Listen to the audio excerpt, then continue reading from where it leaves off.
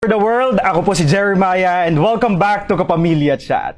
Mga Kapamilya, we are now streaming via pinoyBigBrother.abs-cbn.com/chat and also live napapanood na rin tayo sa ating official Facebook and YouTube pages. Mga Kapamilya, happy Monday sa inyong lahat. At syempre, for today's episode, finally, ito na, ang dami nga nagre-request na makasama natin siya live dito sa Kapamilya Chat. Kaya naman, this is it mga Kapamilya. And grabe, hindi pa man tayo nagsisimula. Kanina pa tayo trending sa X. Kaya naman, hindi ko na patatagalin pa. Let's all welcome for the first time, live here on Kapamilya Chat, we have JM Ibarra! Hi JM! Hello! Welcome to Kapamilya Chat. Yan, first of all, bumati ka muna sa lahat ng ating mga kapamilya. Mga ka-hello dyan sa mga kapamilya, no? Mag-ingat kayo palagi. Ayan. First of all, JM, grabe. Nakita ko na you had a great time with your family nitong nagdaang Undas. Kamusta yung naging... Eto ba? First time mo ba to na makaband sila after a while? Kamusta? Second time. Second time. Sikretong umuwi ako ng probinsya nun eh. Kasi gusto kong dumalaw sa tito ko, sa mga kaibigan ko. So ay, mabilis lang. Bumalik din agad ako dito. So solid na rin. Kamusta? Kamusta yung naging bonding mo with your mga tito? And of course, yung mga barkada mo na syempre, talagang super proud sila ngayon sa'yo. Kamusta yan? Masaya at nakakagulat ho. Masaya at nakakagulat kasi hindi ko in-expect na gano'n na yung parang nagitingin nila sa akin. Na nag-PBB lang naman ako, bakit ganyan kayo? Super na starstruck na din ba? Na starstruck na sila sa'yo na parang grabe. So kumbaga, ang dami na nagpapa-picture and all that. JM, nag-sync in na ba lahat sa'yo? All this success, mga blessings na dumarating? Somehow ho, pero hindi pa ho ganun kabuo ba? May ganung gulat pa rin ho sa akin. Normal na tao lang naman ho.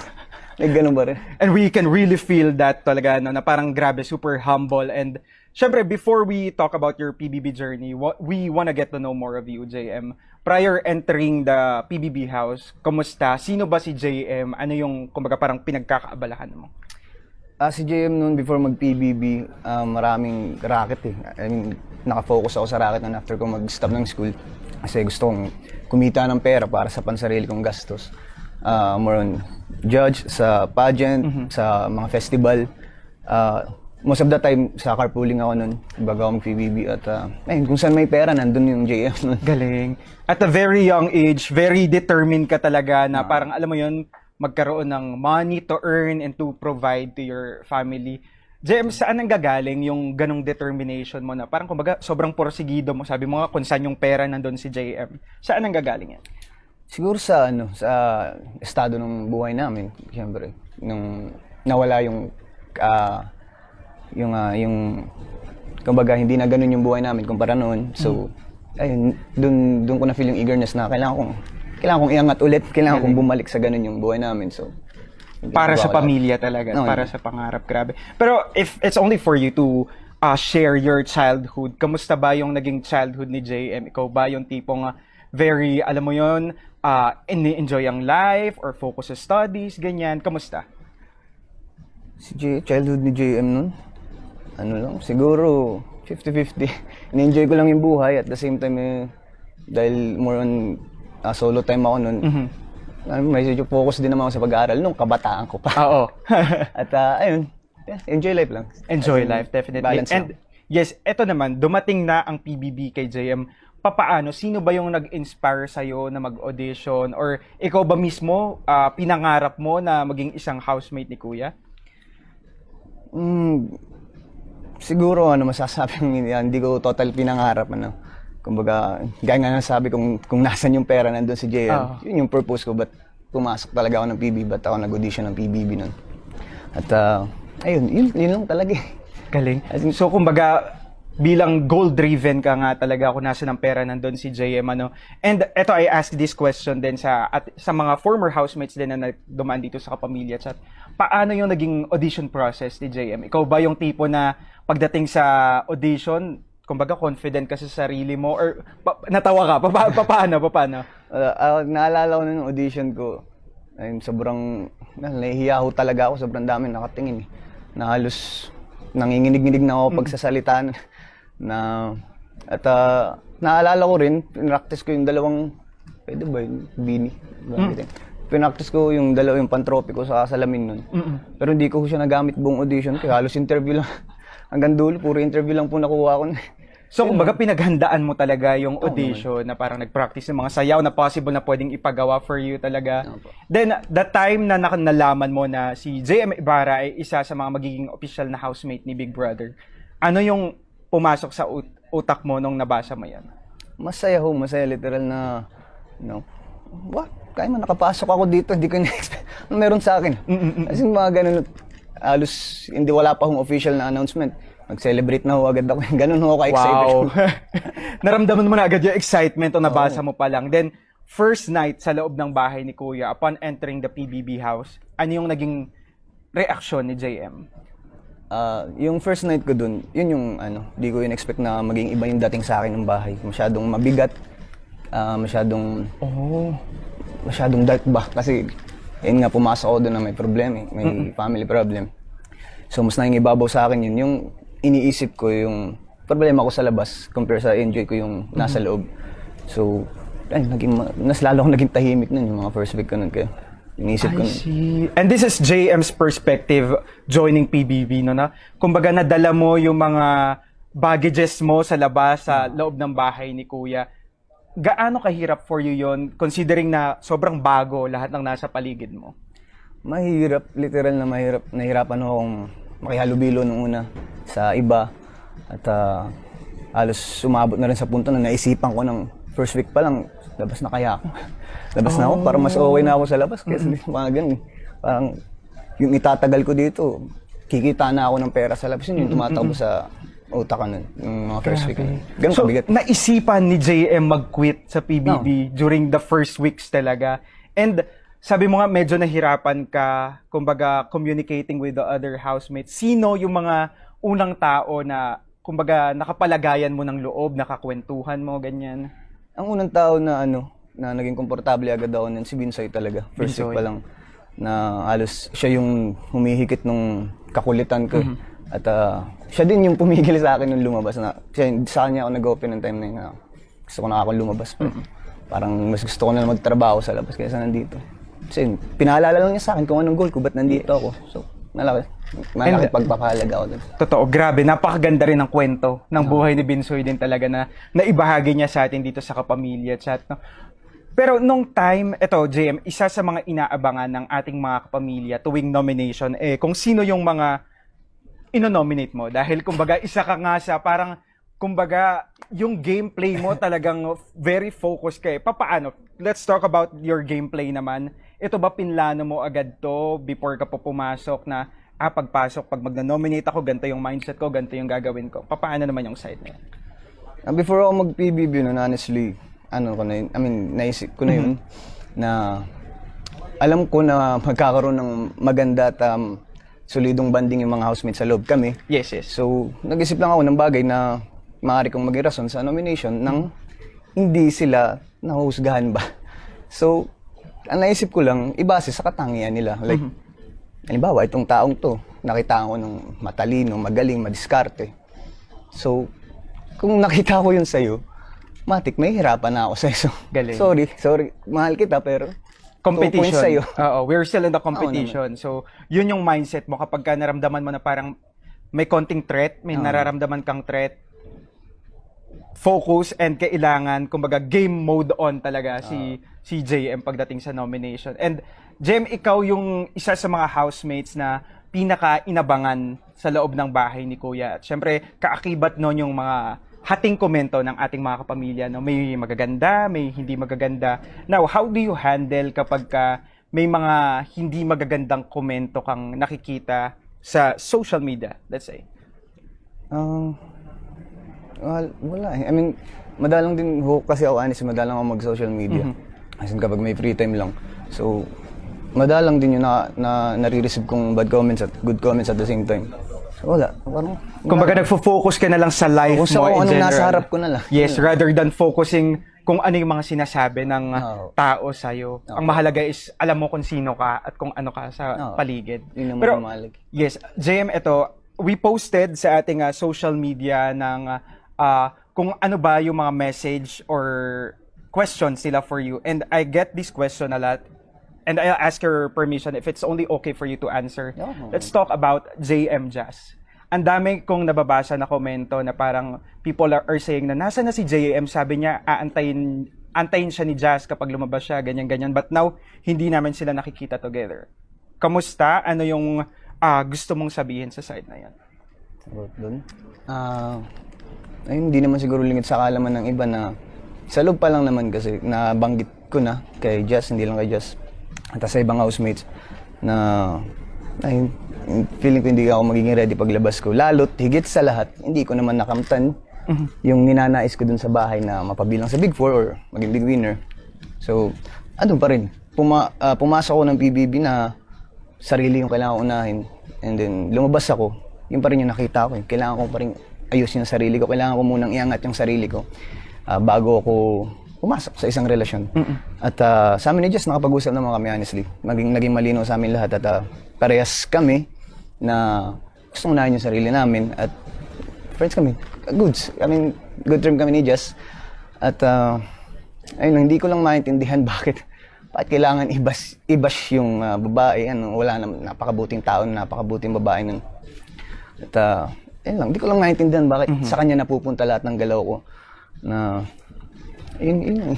And thank you, JM, for answering that question. And I hope na linawan yung ating mga kapamilya and all the people na nagtatanong regarding the JM Jazz thing talaga. And yun nga, ang mahalaga nasabi mo nakapag-usap kayo ni Jazz and malinaw sa inyo, sa isa't isa na ang priority nyo muna is yourself and of course your career talaga. No. Now, if may message ka kay Jazz, JM, ano yung gusto mong sabihin sa kanya? Kay Jazz? Message ka. May message siya lang, no? Ayun, Jazz, ayun, pagbutihin mo lang. Focus ka sa goal. Yun lang. Keep going talaga. Keep going. JM, nabanggit mo kanina na kumbaga nakaramdam ka ng pagkabigo nung hindi ka napabilang sa Big Four ng PBB Gen 11. During that nomination night, the eviction night, grabe, you are really close to the Big Four talaga. Ano yung naging reaction mo, naging impression mo nung nalaman mo na nag-sink in sa'yo na, wait, parang game over na ako dito? Siguro yung buong linggo na yun before yung before yung eviction ko, doon ko na feel na baka nga time ko na kasi naging kampante na ako nun na nakausap ko mama ko ng personal, nakausap ko yung airpot ko. So, tapos nanalo pa ako ng 100k kahit sabihin maliit na bagay pero malaki na sa akin yun. So, para doon ko na feel na okay na ako, feel ko ako na to. Yung mga ganun, kahit may panghihinayang masaya pa rin ako lumabas na. Galing. Naramdaman mo yung contentment na masaya na ako dito, masaya ako sa kung ano yung naabot ko sa loob ng bahay ni Kuya. JM, if you were to describe your journey sa loob ng bahay ni Kuya, paano mo i-describe ito? Journey ko sa loob ng bahay siguro. Ups and downs eh. Oo. As in, may mababa, may mataas, may malungkot, may masaya.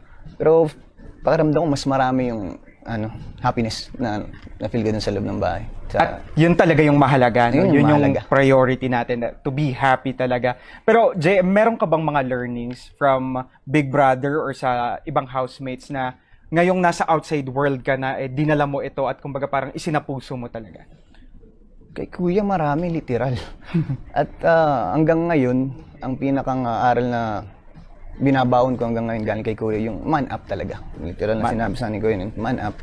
At malaking tulong sa akin yung man up na yun sa lahat ng bagay, sa magiging open ko, sa tapang, syempre, as lalaki. At sa lahat ng bagay, applicable yung man up na nakuha ko kay Kuya. JM, man up. Here I go. And eto na nga, man up definitely, no? Pero JM, eto, last week nakasama namin dito sa Kapamilya Chat yung ibang mga housemates, of course the Big Four and si Fiang. And sabi niya when I asked her na parang kung sino yung mga taong na sandalan niya kapag during her downtimes, nabanggit ka niya. And can we play the video? Panoorin natin to. Ayun, no? Pero Fiang, yun nga, sabi ko nga parang naging open book na talaga yung story mo, no? Kumbaga through ups and downs mo talaga na witness naming lahat and the housemates talaga. Para sa'yo, sino yung mga taong nasandalan mo during your down moments Parang talaga? alam ko na yung tanong na yan General question. General question talaga. Sige, sino-sino sila? Sino-sino? Siyempre, number one, JM. JM. Kasi nga, and sa kanya comfortable. Sobrang comfortable ko talaga sa kanya. And pangalawa, Bensoy, Dongpat. Silang tatlo ang aking top 3. So isa si JM po mga kapamilya sa kino-consider ng ating big winner na si Fiang sa mga kanyang nasasandalan during her downtimes. Reaksyon ni JM? Ay, nanginig talaga na. Ano masasabi mo, bro? Masaya. Bakit parang iba yung ngiti niya nung Uy, nabanggit? Pero, ano lang. kamusta? Reaction? Appreciated na ay nakita niya ako sa ganung bagay. I mean, ewan. Pero JM, ikaw ba, do you feel the same kay Fiang na kapag may mga problema ka, isa rin ba siya sa mga taong nasasandalan mo? Oo naman, every time na nagka-problema ako dun sa loob ng bahay, nandiyan si Fiang, si Binsoy. Mas time si Fiang. At hindi lang every time na nagkaka-problema ako eh. Minsan, kahit neutral yung feelings ko, napapasaya pa nung above na eh. Andun talaga siya. Andun talaga She's siya. always present talaga sa mga ganaps. Ano sa tingin mo yung nakita mo kay Fiang bilang kaibigan na parang, grabe, naramdaman ko na parang pwede akong maging vulnerable sa taong to? Siguro yung care niya. Saka pinakang first time na na-feel ko yun sa pananitili ko dun sa bahay nung birthday ko. Hindi ko ina-expect na sa dami ng kaibigan ko dun sa loob ng bahay, si Fiang pa yung makaisip na makaalala dun sa mama ko. At mismong birthday ko pa, so napakalaking bagay sa akin. Grabe, no? Ngayon, JM, na nandito na kayo sa outside world ni Fiang, kamusta yung friendship niyo? Fiang pa rin. I mean, kung ano yung nasa loob. Masaya. And keep going pa rin talaga, di ba? Going. Grabe. Pero ito, JM, kanina, nag-post nga kami sa social media ng mga questions at ilan to sa ating mga nakuhang katanungan. Let's start with this first question. Sabi ni I'm Aya. What was the one thing you missed doing the most from the outside world while you were inside the PBB house? Siguro, mag-phone lang. Ay, hindi rin pala. Gitara. Mag-gitara? Oo. Kasi madalas akong mag-gitara kaysa mag-phone nung nasa labas ako nun. Nakapag-gitara naman ako dun sa loob ng bahay, pero parang halos 2 beses lang ata eh. Yan. And speaking of gitara, Jem, ikaw ba, do you see yourself na magkakaroon ng mga, magre-release ng sariling kanta, magkakaroon ng album, ganyan? Ako? Yeah. Boses ko. Singing-wise? Hindi ko sigurado eh. I mean, di pa ako ganun ka-confident pagdating sa boses ko. But maybe in the future, for sure, no? Maybe sana. Yes. Eto naman, susunod. Sabi ni Maria, do you agree with being called the best man? Why or why not? Kasi ito yung parang tawag nila sa'yo eh, no? JM, the best man, Ibarra talaga. Do you agree? Why or why not? Ewan din. Kasi yung best man na yun, nanggaling kay Fiang. Siya talaga yung makakasagot kung best man nga ba ako? Kung fit nga ba ako dun sa term na yun. Sa kanya yun eh. Siya nakadepende dun eh. Kasi sa kanya nanggaling yung best man na yun. So ako, sa akin, wala nang iba ko na yun eh. Pero ano sa tingin mo, JM, yung papaano nag-end up si Fiang saying na ikaw ay best man? Siguro kasi ako yung naging best friend niya dun sa loob ng bahay. At naging komportable siya sa akin. Hindi lang patungkol sa kanya, kundi patungkol din naman sa pamilya niya. At ayun, kaya nabanggit yung bagay na yun. Kasi nga kumbaga parang kayo yung mga naging mag-best friend sa loob ng bahay. Ito, last question mula kay @Chenglai. You've always say mind over heart. Pero nagawa mo rin ba sa loob ng bahay ni Kuya gamitin yung heart over mind minsan? Oo. Minsan natalo na nung puso yung utak ko eh. Paano mo hinandle yung mga ganong pagkakataon na natalo ito? Wala. Iniyak ko na lang. Ano lang eh. Pero minsan yun na lang talaga kapag feeling mo super down ka na, natatalo ka. It's really nice to release na lang talaga sa pag-iyak ng mga, yung emosyon talaga, paglabas ng iyong emosyon. Pero yun na nga, Jem, ilan lang yan sa mga magagandang katanungan na pinadala ng ating mga kapamilya and of course ng yung mga supporters. And maraming salamat mga kapamilya for sending in your questions. Pero hindi pa tayo dito natatapos. JM, now that nandito ka na sa outside world, ano ba ang dapat namin abangan sa'yo? Ikaw ba, let's say, are you ready to be part of a teleserye or a movie, ganyan? Ano yung pangarap ni JM naman? Dito sa industriyang dito sa industriyang to,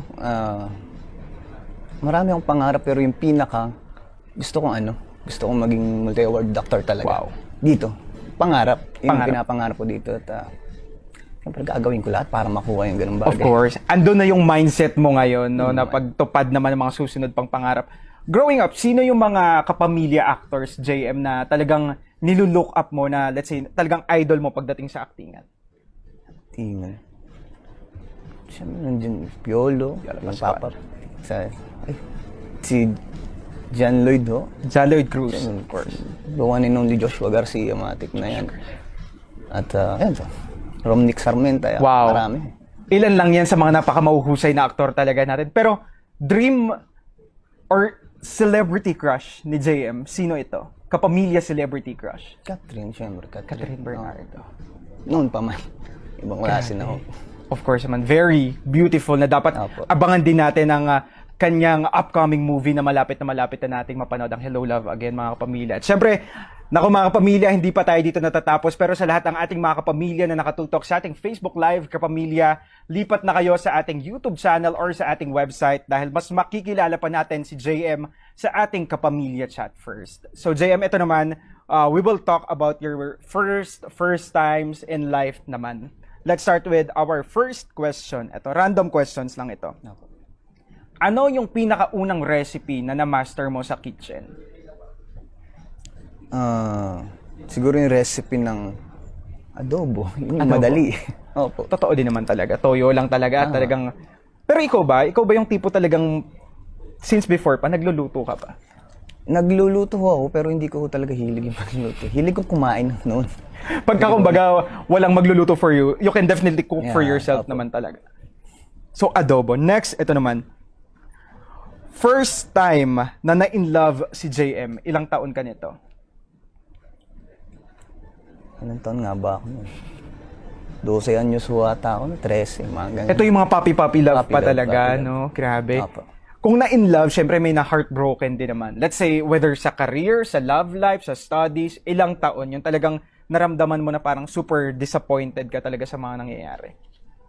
Siguro, 19 years old, 2019. Ano ito? Sa love life. And now that you are really happy naman and naman. very blessed naman sa mga nangyayari talaga. Next, ito naman. Kailan naman yung first time na naramdaman mong sobrang proud ka sa sarili mo? 2018. Siguro nung before ako graduate ng senior high nun, yun yung pinaka-proud ko sa sarili ko. Why? Kasi nung time na yun, yun yung time na nag-NSPC ako ng TV broadcasting. Yun yung pinakang biggest achievement ko that time. And JM, may mga napapanood akong clips online na parang you are into newscasting, ganyan. Ikaw ba, do you still see yourself doing that? And let's say, na magkaroon ng opportunity, ganyan. Do you still see yourself doing that? Oo naman. Pero kung nandun pa rin yun, yung skill ko na yun, hasain lang ulit. Oo, kailangan lang ulit hasain nga dahil para magbalik talaga ulit siya. No? Pero still andun yung pangarap. No? Next, ito naman. Ano naman yung first song sa playlist ni JM palagi? Na parang, alam mo yun, kahit anong mood mo, gusto mo papakinggan mo tong kantang. Siguro, Creep by Radiohead. Bakit? Ano ang meron or ano ba may special ba sa song na yun? Simula, bata pa ako, Yun talaga? Pa-music. Kahit masaya ako, Yun talaga? pinatugtog ko, nandun na yun. Next, ito naman. First thing na ginagawa ni JM pagkagising sa umaga. Phone. Mag-check ng Hanapin ko na agad phone. yung phone ko bago magmumug. Totoo din naman talaga. Next, ito naman. First out of town or out of the country. Ano or saan nagpunta si JM? First? Bata pa ako, Baguio. Baguio City. Oo. Nako, yan na nga. Last, of course, sino naman ang pinakaunang taong naiisip mo ngayon? Mama ko. JM, ano yung masasabi mong pangarap mo for your family? Ayun, bukod dun sa gusto kong maibalik yung buhay namin noon, gusto ko pang bigyan ng mas mataas pa ko dun. Gusto kong bigyan sila ng buhay na wala ko silang poproblemahin. Yun yung pangarap ko para sa kanila. And we are all claiming that, JM, no? Sana.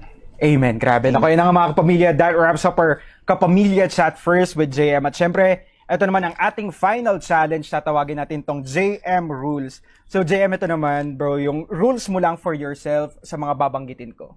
Simulan natin, ano ang rules mo pagdating sa pag-shopping? Ikaw ba yung tipong pagka gusto mo, bibilin agad? Or ikaw yung talagang pinag-iisipan muna? Paano? Shopping? Hindi ako pala shopping talaga. Siguro kapag nagsha-shopping ako, kung ano kailangan lang. Yan talaga. Si Very ayos practical na. talaga. Wala, kaya sa gumastos pa eh. Kung ano lang ako kailangan. Ilalaan na lang sa mas kailangan pa talaga, Mismo. diba? Opo. Next, ito naman. Pagdating naman sa pagbabudget or pagdating sa pera, ano yung rules mo? Sa budgeting, may para sa akin, may para kay mama, at may para sa mga paggagastusan. I mean, tiwaiwalay na, nakaseparate na agad. So, kumbaga, pagka nagkaroon ka ng money talaga, inaalat mo talaga to dun sa mga priorities mo muna. Jamie, ikaw, ano para sa'yo yung nagpapasaya sa'yo ngayon? Sa akin yun, ipapasaya. Mhm. Ito po. I mean, itong opportunity na nasa harap ko ngayon, ito yung pinaka nagpapasaya sa akin ngayon. Opo. Dream come true, definitely for you talaga. Grabe. Next, ito naman, pagdating sa paglalaro or gaming, may rules. Do you play games ba? Mga online or video games? Ano ang rules mo for that? Every time na nag-video games, Ikaw ba yung tipong want to sawa maglaro? Okay. Kasi di ba minsan pag naglalaro tayo, ganun eh. No? Hindi natin namamalayan, gabi na pala or ilang oras na pala. Ano yung rules mo doon? siguro kapag hilig lang din, hindi naman ho sawan to sawa. Oo. Kapag kalaro ko lang yung kapatid ko yan. Saka, yun po. Yon. Next, pagdating naman sa kaibigan, ano yung rules ni JM? Ikaw ba yung tipo na kailangan pareho kayo ng mindset, pareho kayo ng ginagawa sa buhay, ganyan? Papaano yung rules ni JM? Pagdating sa kaibigan, syempre mahalaga yung respeto. Bukod sa respeto, yung tiwala talaga. Respeto at tiwala. Pero ikaw, JM, if you were to describe yourself bilang isang kaibigan, paano maging isang kaibigan ang JM Ibarra? Pagdating sa kaibigan, sobrang willing to help talaga ako. Laging open ako sa pagtulong. At ayun, every time na may kaibigan ako nadadown, hindi ako napapakali. I mean, hindi ako komportable ng nakikita silang ganun. So masaya sila. Ganun. Grabe na. Very selfless, no? Pero, Jem, kanina, no, naalala ko na bigla, na-mention mo nga na nung pumasok ka ng bahay ni Kuya, you still have baggages na dinala, yung mga problems mo sa outside world. Ngayon, what do you do para, kumbaga, mawala na yung mga ganong iniisip mo na mag-focus na lang sa greater things talaga? Ayun, pinoproseso ko kasi step by step yung para malutas yung mga problema kong yun eh. Sa ngayon, habang nandito ako sa kung anong nasa harap ko, at habang kumbaga tinatakot ang opportunity na to, at the same time, step by step, nilulutas ko yung mga problema ko na. Sa akin na yun. Step by step talaga, no? Process naman to. Hindi naman yung tipong, totoo, hindi yung tipong, gusto ko, okay na ako. Hindi siya ganun talaga, definitely. No? Next, ito naman, pagdating sa trabaho, JM, ano naman yung rules mo? Pagdating sa trabaho, work is work talaga. Grabe. Focus tayo din. Pera yun. Priorities pa rin talaga, di ba? Opo. Next, pagdating naman sa curfew. Ikaw ba, may curfew ka for yourself? Wala ako kasi hindi naman ako palalabas na tao eh. Mas gusto kong nakahiga lang. Nasa bahay lang talaga, di ba? Last, ito, syempre, pagdating sa relasyon, ano yung rules ni JM? Wala man. Pagdating sa relasyon, rules ko, loyalty syempre. Loyalty. Contentment. Paano i-describe ni JM yung sarili niya when he's in love? Baliw. Delikado tayo din. Ano yung pinaka hindi mo malilimutang ginawa mo for a girl? Na yung kumbaga best effort na ginawa mo? Sa babae. Pwede ba yun? Siguro na lang. Yung Next question. And we'll respect that, JM. No, kuya na nga dyan nagtatapos ang ating JM Rules. Of course, palakpakan natin si Thank you. JM. JM, po. thank you so much for being game na game sa ating mga katanungan. And thank you for clearing the air talaga. Grabe. Thank you po. Before we end, JM, ano yung message mo sa napakaraming naniniwala sa talento na meron ka and of course sa'yo? Message to all your supporters. Ayun, sa lahat ng sumuporta sa akin at patuloy na sumusuporta sa akin, maraming salamat po sa inyo at sana hindi ho kayo magbago. At suportahan nyo pa rin ho ako sa kung anong tahakin ko po ngayon. At enjoy lang. Huwag nyo stressin yung sarili nyo, enjoy lang. Unahin nyo ho yung sa kalusugan nyo syempre. Maraming salamat. Love you all. Ayan na nga. Siyempre, JM, invite mo rin sila na i-follow ka nila sa iyong mga social media accounts at saan ka ba nila mapapanood pa, mga upcoming shows, ganaps. Go ahead. At ayun, follow nyo po ako sa social media accounts ko po. At IG, Facebook lang naman. Sa IG at TikTok, GMD Ibarra po yung username ko. At sa Facebook, GM Ibarra yung page ko po. At manood ho kayo ng ASAP, linggo-linggo. Linggo po. Oy, wow. Ayan na nga. So, Manood lang ho kayo. abangan natin, no? Malay natin, mapanood natin si malay JM po natin. one of these days sa ASAP. So, yon for now. JM, maraming salamat Thank you po, again. thank you po. And sa lahat ng mga supporters mo na tumutok sa atin dito sa Kapamilya Chat, sa lahat ng nag-abang, nag-request na ikaw ay makasama namin dito. Maraming salamat sa lahat na nagpa-turn. Thank you guys so much. Muli, ako po si Jerry Maya at nakasama natin live. We have JM Ibarra. See you guys next time only here on Kapamilya Chat. Bye everyone and stay safe. Have a good night. Thank you po.